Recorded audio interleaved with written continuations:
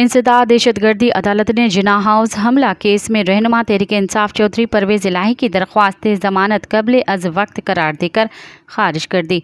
इंसदाद दहशतगर्दी अदालत के जज अरशद जावेद ने साबिक वज़ीर आला चौधरी परवेज़ इलाही की दरख्वास्त ज़मानत पर समाअत की। दरख्वास्त गुजार ने मौक़िफ़ अपनाया कि ख़दशा है कि परवेज़ इलाही को जिन्ना हाउस हमला केस में गिरफ्तार कर लिया जाएगा। साबिक वज़ीर आला इस वक्त दीगर मुक़दमात में जुडिशल रिमांड पर जेल में हैं। अदालत जिन्ना हाउस हमला केस में मरकज़ी रहनुमा तहरीक इंसाफ की ज़मानत मंजूर करे। दौरान समाअत प्रोसिक्यूशन ने अदालत को बताया कि दरख्वास्त ज़मानत में कानूनी तकाज़े पूरे नहीं किए गए। परवेज़ इलाही को मुकदमे में गिरफ्तार ही नहीं किया गया। बाद-ए-अज़ा अदालत ने जिन्ना हाउस हमला केस में चौधरी परवेज़ इलाही की ज़मानत की दरख्वास्त कबल अज़ वक्त करार देते हुए निमटा दी। मज़ीद ख़बरन ऐं तफ़सीलात लाइ विज़िट कयो असांजी वेबसाइट www.awamiNewsHD.com ऐं ॾिसंदा रहो अवामी न्यूज़ HD।